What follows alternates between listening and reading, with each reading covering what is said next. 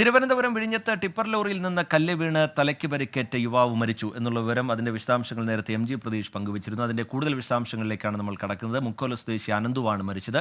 വിഴിഞ്ഞം തുറമുഖത്തേക്ക് കല്ലുമായി വന്ന ലോറിയാണ് അപകടമുണ്ടാക്കിയത്. സംഭവസ്ഥലത്ത് ഇപ്പോൾ എം ജി പ്രതീഷ് എത്തിയിട്ടുണ്ട്. പ്രതീഷ്, അവിടെ നിന്ന് പങ്കുവയ്ക്കാൻ കഴിയുന്ന പുതിയ വിവരങ്ങൾ എങ്ങനെയാണ് പ്രതീഷ്?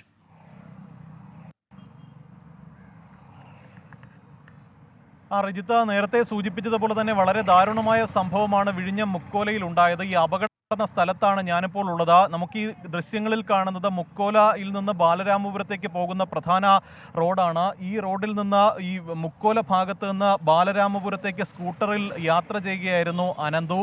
ഈ ബാലരാമപുരം ഭാഗത്ത് നിന്ന് വിഴിഞ്ഞം ഭാഗത്തേക്ക് പാറ കയറ്റി വന്ന ടിപ്പർ ലോറിയിൽ നിന്നാണ് പാറ കഷ്ണം അനന്തുവിൻ്റെ ദേഹത്തേക്ക് പതിച്ചത്.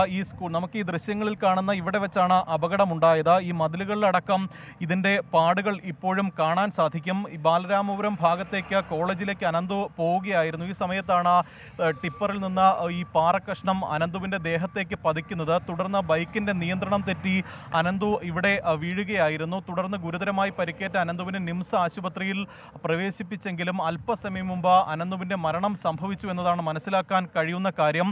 ഈ അനന്തുവിൻ്റെ മരണത്തിന് ഇടയാക്കിയ ഈ പാറക്കഷ്ണം അടക്കം നമുക്ക് ഇപ്പോൾ ഈ ദൃശ്യങ്ങളിൽ കാണാം. ഈ പാറക്കഷ്ണമാണ് അനന്തുവിൻ്റെ ദേഹത്തേക്ക് പതിച്ചത്. തുടർന്ന് സ്കൂട്ടറിൽ സഞ്ചരിച്ചിരുന്ന അനന്തുവിൻ്റെ നിയന്ത്രണം തെറ്റുകയും അപകടം ഉണ്ടാവുകയുമായിരുന്നു. തലയ്ക്ക് ഗുരുതരമായി പരിക്കേറ്റിരുന്നു എന്നതാണ് ഈ പ്രദേശത്തുണ്ടായിരുന്ന നാട്ടുകാരടക്കം പറയുന്നത്. ഈ ദൃശ്യങ്ങളിൽ കാണുന്ന ഈ സ്കൂട്ടറിലാണ് അനന്തു യാത്ര ചെയ്തിരുന്നത്. അപ്പോഴാണ് അപകടം ഉണ്ടായത്. ഈ സ്കൂട്ടർ അടക്കം പൂർണ്ണമായും തകർന്ന ഒരു നിലയിലാണ്. ഈ നാട്ടുകാരടക്കം വലിയ പ്രതിഷേധമുണ്ട്. കാരണം നാട്ടുകാർ പറയുന്നത് ഈ വാഹനത്തിലടക്കം ഓവർലോഡ് ആയിരുന്നു. ഇതാണ് ഒരു അപകടത്തിലേക്ക് നയിച്ചത് എന്നതാണ്. ഈ അപകടം നടക്കുമ്പോൾ ഇവിടെ ഉണ്ടായിരുന്ന ഒരു വ്യക്തി കൂടി നമ്മളോടൊപ്പം ചേരുകയാണ്. എപ്പോഴാണ് ഇത് അറിയുന്നത്? എങ്ങനെയാണ്?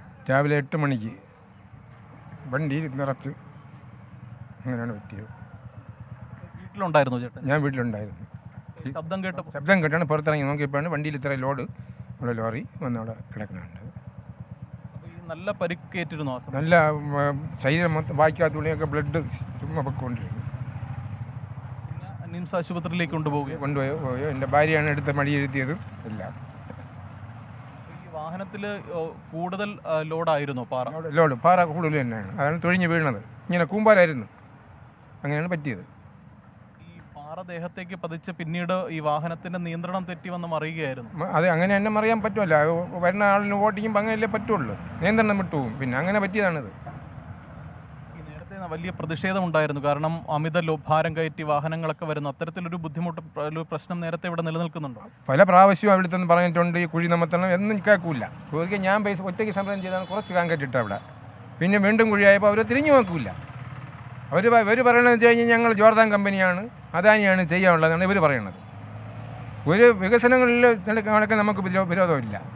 ഇത് ഒന്നും ചെയ്യില്ല. ഇവർ റോഡുകൾ ഒന്നും ശരിയാക്കാതെ വണ്ടികളെ പറഞ്ഞിട്ട് ചുമ്മാ ഭയങ്കര സ്പീഡാണ്. 30 സ്പീഡാണ് കൊടുത്തേക്കുന്നത്. അവർ പോണത് 60-70. ഈ പാറ ഇത്രയും ലോഡ് കയറ്റി വെച്ചുകൊണ്ട്.